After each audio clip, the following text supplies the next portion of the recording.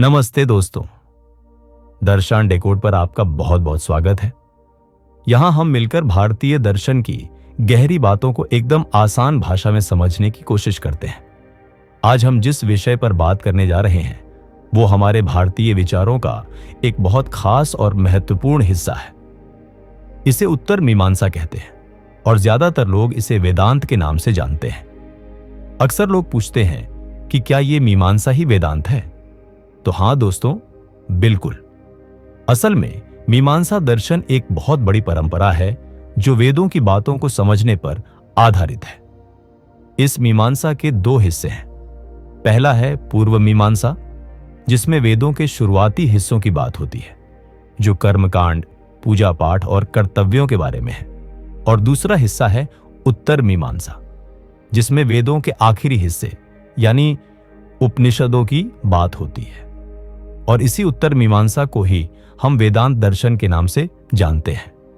तो जब हम वेदांत की बात करते हैं तो हम दरअसल उत्तर मीमांसा की ही बात कर रहे होते हैं। यह सिर्फ किताबी ज्ञान नहीं है, बल्कि यह हमें यह बताता है कि असली सच्चाई क्या है और हम उसे कैसे पा सकते हैं। तो चलिए बिना किसी देर के ज्ञान के इस आसान सफर को शुरू करते हैं और वेदांत के रहस्य को डिकोड करते हैं। भारतीय दर्शन की विशाल परंपरा में 6 मुख्य तरीके हैं चीजों को देखने और समझने के, जिन्हें षड्दर्शन कहते हैं।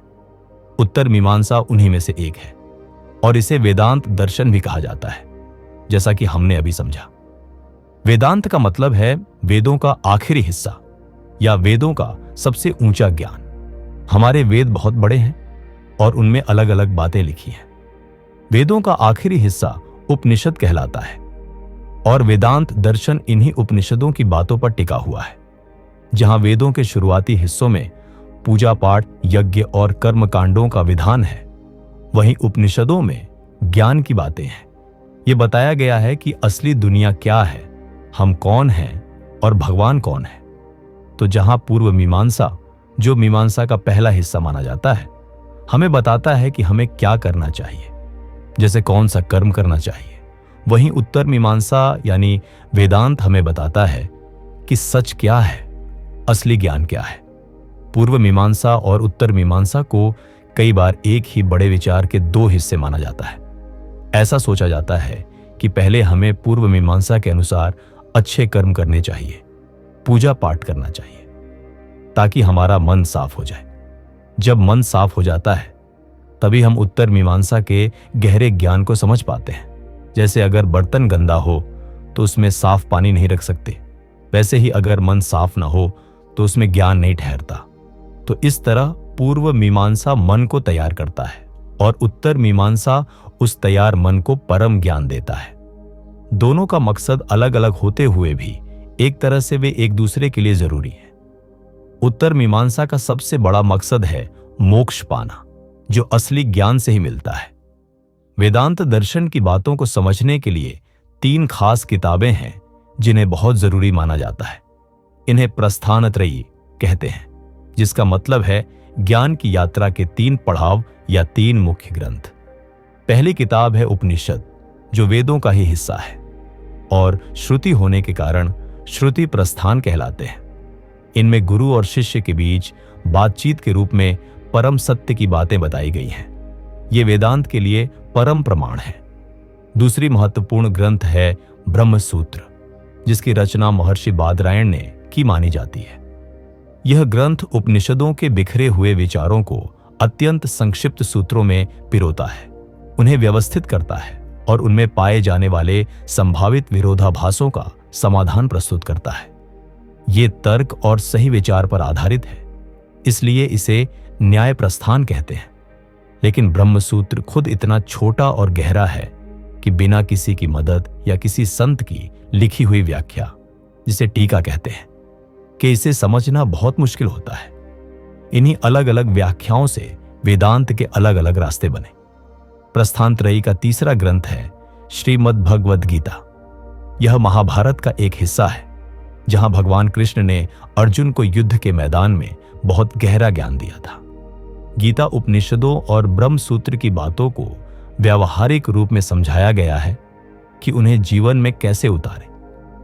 स्मृति मानव रचित शास्त्र का हिस्सा होने के कारण यह स्मृति प्रस्थान कहलाती है, पर यह भी बहुत पवित्र और ज्ञान भरी है। इन तीनों किताबों के बिना वेदांत को ठीक से नहीं समझा जा सकता। मीमांसा यानी वेदांत का केंद्रीय ग्रंथ है। महर्षि बादरायण ने इसे अत्यंत संक्षिप्त रूप में रचा ताकि सिद्धांत याद रखने में आसानी हो। यह ग्रंथ लगभग 555 सूत्रों में बंटा हुआ है और इसके 4 अध्याय हैं।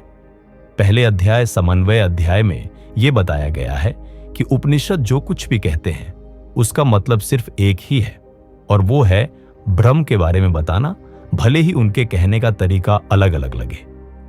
दूसरे अध्याय अविरोध अध्याय में वेदांत की बातों का दूसरे दर्शनों जैसे सांख्य, न्याय, बौद्ध की बातों से तुलना करके वेदांत की बात सही साबित की जाती है। तीसरे अध्याय साधन अध्याय में यह बताया गया है कि परम ज्ञान यानी ब्रह्म ज्ञान पाने के लिए हमें क्या क्या तरीके अपनाने चाहिए, जैसे सुनना, समझना और ध्यान लगाना।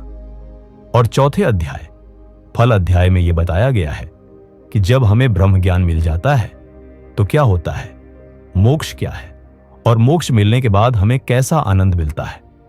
ब्रह्म सूत्र का यही संक्षिप्त और गहरा स्वरूप अलग अलग आचार्यों को अपनी अपनी समझ के हिसाब से इसकी व्याख्या करने का मौका देता है, जिससे वेदांत में कई अलग अलग विचारधाराएं बनती हैं। उत्तर मीमांसा या वेदांत के केंद्र में कुछ बहुत जरूरी बातें हैं जिन पर यह दर्शन गहराई से सोचता है। इनमें सबसे पहली और सबसे जरूरी बात है ब्रह्म। ब्रह्म ही असली सच्चाई है, सबसे बड़ा है और सब कुछ उसी से आया है।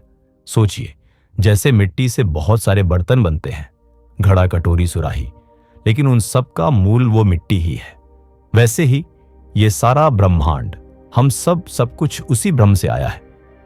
उपनिषदों में ब्रह्म को 3 शब्दों में समझाया गया है, सत, चित और आनंद।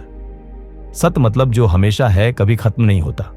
चित मतलब ज्ञान या चेतना जो हर जगह है, सब कुछ जानती है। और आनंद मतलब परम खुशी जिसका कोई अंत नहीं। यही ब्रह्म इस दुनिया को बनाता है, चलाता है और फिर अपने में समेट लेता है।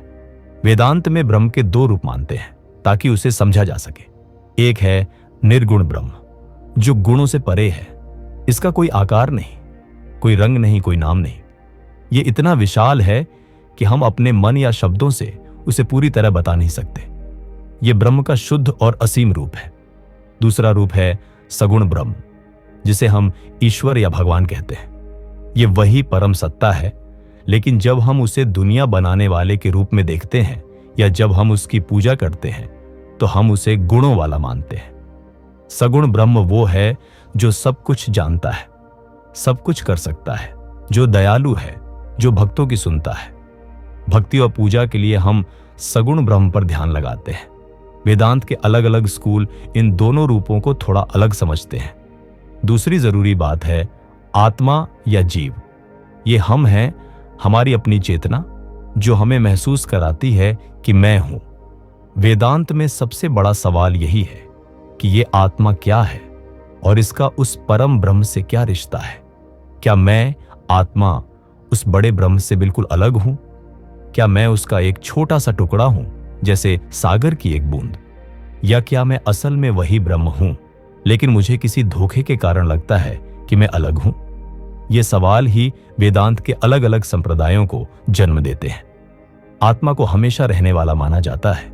ये शरीर के मरने के बाद भी खत्म नहीं होती, बल्कि अपने कर्मों के हिसाब से नया शरीर लेती है। तीसरी बात है जगत, यानी ये दुनिया जो हमारे आसपास है, जिसे हम देखते हैं, सुनते हैं, छूते हैं। वेदांत पूछता है कि ये दुनिया क्या असली है? क्या ये हमेशा रहेगी? क्या ये ब्रह्म से अलग है या ब्रह्म का ही कोई हिस्सा है? अलग अलग वेदांत संप्रदाय इस दुनिया की सच्चाई पर अलग अलग जवाब देते हैं। कुछ कहते हैं कि ये असली है, कुछ कहते हैं कि नहीं, ये सिर्फ एक तरह का दिखावा है। और यहीं पर माया का सिद्धांत आता है, जो अद्वैत वेदांत में बहुत खास है। माया एक ऐसी शक्ति है जिसे हम पूरी तरह बता नहीं सकते कि ये क्या है। न तो ये एकदम असली है, न एकदम नकली। माया एक तरह का जादू है। ये असली सच्चाई ब्रह्म पर पर्दा डाल देती है और हमें ये जो दुनिया दिखती है जहां सब कुछ अलग अलग लगता है, ये पेड़, ये पहाड़, ये इंसान, उसे असली मानवा देती है। माया के कारण ही हम अपनी असली पहचान, कि हम ब्रह्म हैं, को भूल जाते हैं और खुद को ये छोटा सा शरीर और मन समझने लगते हैं और दुनिया के सुख दुख में फंस जाते हैं। यह सिद्धांत कहता है कि दुनिया जैसी दिखती है वैसी है नहीं, ये माया का खेल है। इस दुनिया में हम अपने कर्मों के कारण बंधे हुए हैं।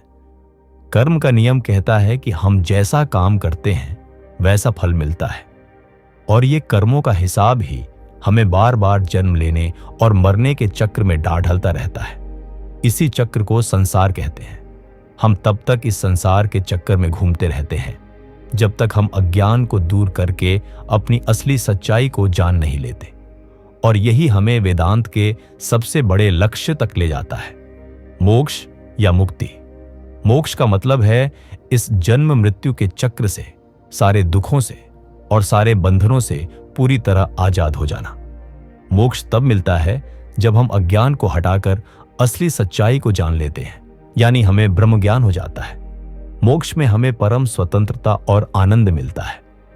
अलग अलग संप्रदाय मोक्ष मिलने पर क्या होता है इसे थोड़ा अलग बताते हैं, लेकिन सब यही मानते हैं कि यहां दुखों का अंत होता है और परम आनंद की शुरुआत। मोक्ष पाने के लिए वेदांत कई तरीके बताता है। एक तरीका है ज्ञान योग। इसमें ज्ञान से मुक्ति मिलती है। हमें सच्चाई के बारे में सुनना, उस पर सोचना और फिर ध्यान लगाकर उसे अनुभव करना होता है। यह सीधे अज्ञान को खत्म करने की कोशिश करता है। दूसरा तरीका है भक्ति योग। इसमें भगवान से सच्चा प्रेम करके मुक्ति मिलती है। हम भगवान की पूजा करते हैं, नाम जपते हैं, सेवा करते हैं और भगवान की कृपा से हमें ज्ञान या मोक्ष मिलता है। तीसरा तरीका है कर्म योग। इसमें हम अपने सारे काम बिना फल की चिंता किए सिर्फ अपना कर्तव्य मानकर करते हैं। इससे मन साफ होता है और हम ज्ञान या भक्ति के लिए तैयार होते हैं। चौथा तरीका है ध्यान योग।